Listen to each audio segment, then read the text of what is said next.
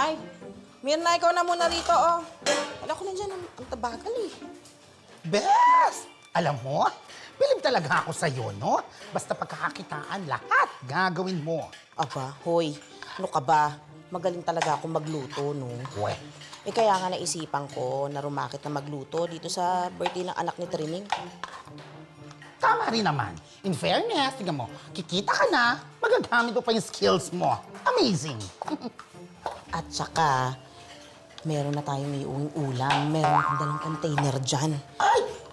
Hindi na tayo mamumroblema ng ating tanghalian at saka hapunan. Isang linggo yun, ha? Talaga namang mabuti.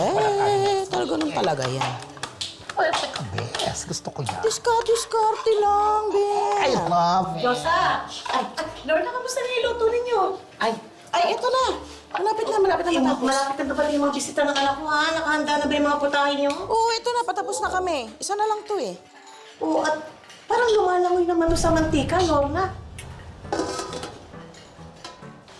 At nag-uumapaw sa gatatong iba. Naku! Hindi mo ba alam? Yan ang sikreto ng lola ko sa pagluluto.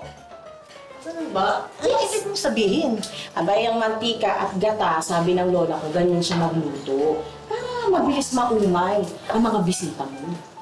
Ibig sabihin, mabilis silang mabusog. O di hindi na sila magra-round 2. Ay di mas mainam, mas maraming matitirang ulam sa iyo. Really?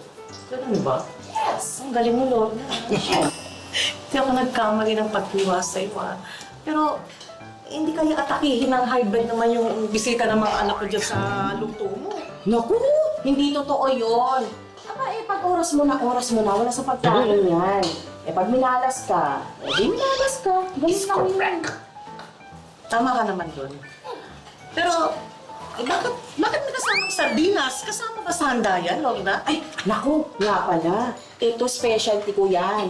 Aba eh, hinanap ko pa yan sa baon ng lola ko yung recipe na yan. Kaya gusto ko ipatikim sa iyo yung luto ko. Ang tawag dyan, pasta ala pobre. Yes, madam. That's our cooking master chef. Hindi to basta-bastang sardinas. Sardinas espesyal. Oo, sige. Excited na akong tikman niya ng pasta. May sardinas mo, Lorna. O di, paano, Diyosa? Lalabas na ako, Lorna. So, Okay po. sarap na ninyo, ha? Sarap na ninyo. Ayaw mo na kayo. Sarap ako, Lorna. Sige, maiwan ko na kayo, ha? Salamat. Sige.